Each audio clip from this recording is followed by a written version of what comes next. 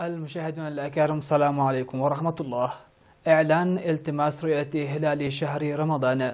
ينوه دار الإفتاء والشؤون الإسلامية بأن من المحتمل ثبوت رؤية هلال شهر رمضان مساء يوم الثلاثاء 29 من شعبان 1439 هجرية الموافق 15 من مايو 2018، وعليه مطلوب الاجتهاد في التماس رؤية الهلال في ذلك المساء.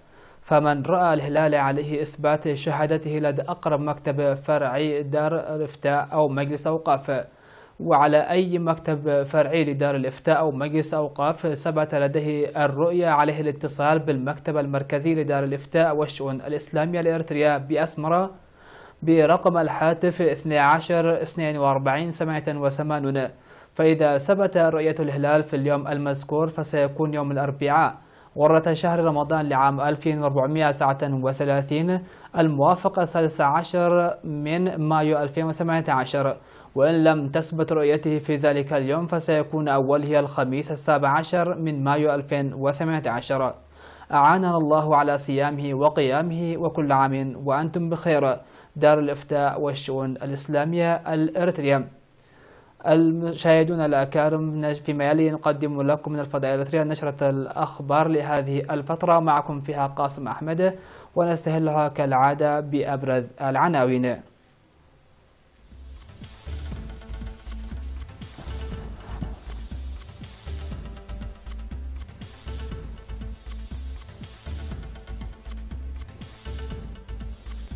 الاحتفال بعيد الاستقلال في قطر والسعودية والكويت والنمسا. بحث برامج التنمية في سرجقة وقال نفحي. نفير لمكافحة دودة الحشد الخريفية الطائرة في سجنيتي. كوريا الشمالية تبدأ تفكيك موقع نووي. وصينيون يحيون الذكرى العاشرة لزلزال سيشوان. إندونيسيا تجلي سكانا وتغلق مطارا بعد ثوران بركان في جاوا. أهلا بكم. احتفل الإريتريون المقيمون في قطر والرياض بالمملكة العربية السعودية والكويت وفيينا النمساوية بالذكرى 27 لعيد الاستقلال المجيد تحت شعار الرؤى بالعمل. وحضر الحفل الكبير الذي أقامته الجالية الإريترية في قطر وزير الثقافة والرياضة القطري ووزير الشؤون الإدارية والبيئة القطري والدبلوماسيين في قطر وعدد كبير من المواطنين. وقال سفير إريتريا في قطر السيد علي إبراهيم إن استقلالنا نتاج نضال وتضحيات الشعب الإريتري، وأن برامج التنمية الوطنية ستنجز اعتمادا على قوة ووحدة ووئامنا. واحتفلت الجالية الإريترية في الرياض بعيد الاستقلال بأنشطة تعكس جمال التعدد القومي ومنافسات راضية وتقديم شهادات تقديرية للمساهمين لإنجاح برامج الجالية. وأوضح سفير إريتريا في المملكة العربية السعودية السيد محمد عمر محمود في المناسبة أن عيد الاستقلال له مضمون كبير يتجاوز الفرح والابتهاج، وهو مناسبة لعكس وحدتنا وقيمنا، وشكر الجهات المساهمة لتنظيمه بحفاوة كبيرة. واحتفل الإريتريون في الكويت بالمناسبة بأنشطة وفعاليات توريث القيم الوطنية للأبناء. وقال رئيس الجالية الإريترية في الكويت السيد عثمان صالح إن الجالية ساهمت منذ مرحلة النضال التحرري في جميع مجالات البرامج الوطنية، مؤكدا على العمل لتقوية دورها. واحتفل الإريتريون المقيمون في مدينة فيينا النمساوية بعيد الاستقلال بأنشطة تعكس المناسبة. وأوضح رئيس الجالية الإريترية في النمسا المهندس عمر الجابر في المناسبة أن حب الوطن مترسخ في قيم مجتمعنا، وأن من مسؤولية الجالية تنشئة الأجيال بهذه القيم، مؤكدا بأن المشاركة القوية في الاحتفالات الوطنية تضمن نقل هذه القيم.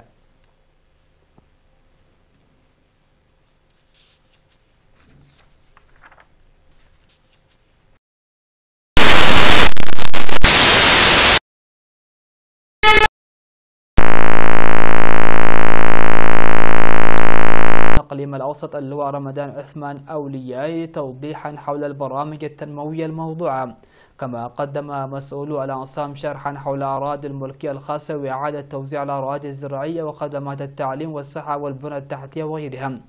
وقد أجاب حاكم الإقليم اللواء رمضان عثمان أولياء والمسؤولون الآخرون على استفسارات الأراضي الملكية الخاصة والأراضي المحمية وقضية المؤجر والمستأجر. شارك في الاجتماعات الأمين العام للجبهة الشعبية للديمقراطية والعدالة في الإقليم الأوسط السيد يوسف السائق ومدراء المديريات والمدراء العاملون في أقسام التنمية المعمارية والزراعة والأراضي ومسؤولو مكاتب وزارتي الصحة والتعليم وقائد شرطة الإقليم الأوسط. وكان حاكم الإقليم الأوسط اللواء رمضان عثمان أولياء قد عقد اجتماعا مماثلا في 7 مايو في مديرية بريخ.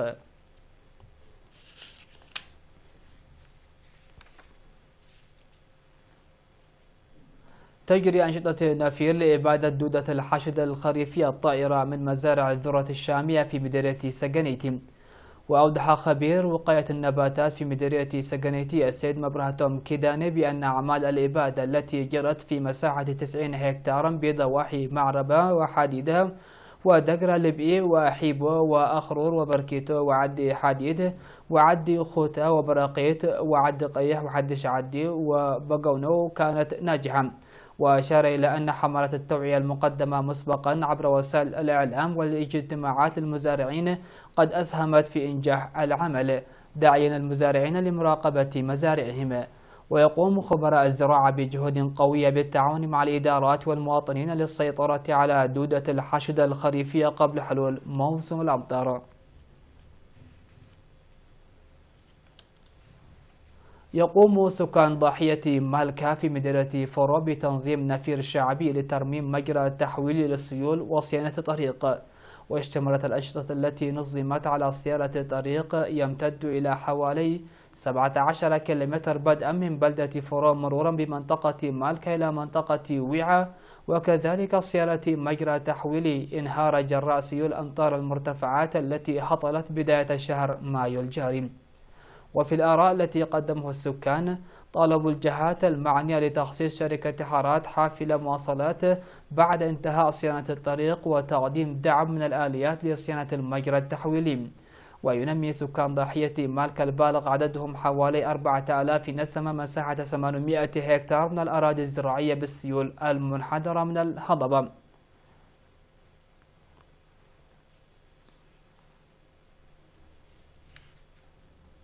مشاهدونا الأكارم، فاصل ونعود لمتابعة الأخبار على الصعيد العالمي، فكونوا معنا.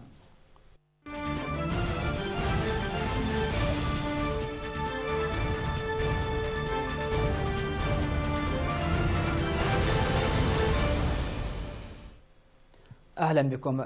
أعلنت وكالة الأنباء الكورية الشمالية أن بيونغ يانغ تتخذ إجراءات تقنية لتفكيك موقع اختباراتها النووي في خطوة تسبق قمة تاريخية مرتقبة بين زعيمها كيم جون أونغ والرئيس الأمريكي دونالد ترامب الشهر المقبل.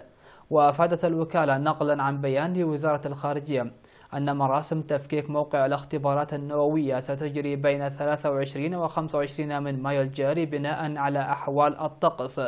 وأفاد البيان مفصلا عملية إغلاق الموقع أنه سيتم تفجير أنفاق الاختبارات ما يعطل إمكان الدخول إليها، بينما ستتم إزالة جميع منشآت المراقبة ومعاهدة البحث مع مغادرة الحراس والباحثين.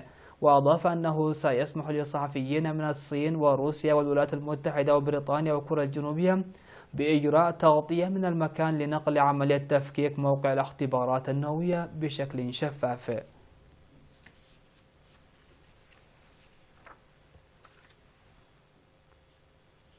وضع المواطنون الصينيون الزهور بموقع زلزال سيشوان في بيشوان جنوب غرب الصين حدادا على ضحايا الزلزال لعام 2008. وتحيي الصين الذكرى العاشرة للزلزال حيث لقى عشرات الآلاف مصرعهم وبلغ شدته 7.8 حسب مقياس ريختر. ووفقا للمركز الأمريكي للمسح الجيولوجي كانت الهزة على عمق 50 كيلومترا تقريبا، وضربت منطقة تبعد 80 كيلومترا غرب جوانجيوان. وسمحت الصين وقتها لفرق إغاثة من كوريا الجنوبية وروسيا وسنغافورة بالمشاركة في عمليات الإنقاذ.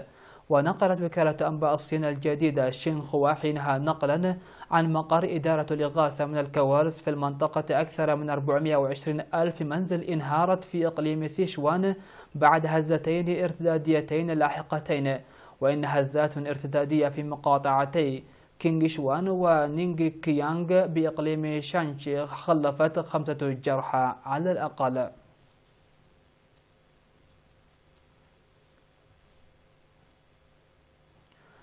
أمرت السلطات الإندونيسية الأشخاص الذين يعيشون قرب بركان في جاوا أن يتركوا منازلهم، وأغلقت مدينة كبرى مطارها بعد أن بدأت قمة البركان على ارتفاع 5500 متر تنفث بخارا ورمادا بركانيا. وبركان جبل ميرابي في جزيرة جاوا المكتظة بالسكان هو واحد من أنشط البراكين في البلاد، وتسبب سلسلة من الثوران في 2010 في مقتل أكثر من 350 شخصا. وذكرت وكالة الطيران الحكومية إيرنا في بيان أن المطار في مدينة بوغياكارتا أقرب مدينة كبيرة للبركان أغلق بسبب خطر الرماد البركاني.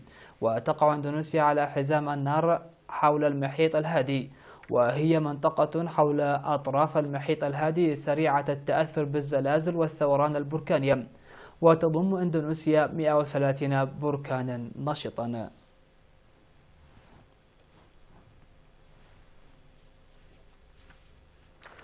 مشاهدينا الأكارم، هكذا نكون قد وصلنا وإياكم إلى نهاية نشرتنا لهذه الفترة. دمتم في أمان الله، والسلام عليكم ورحمة الله.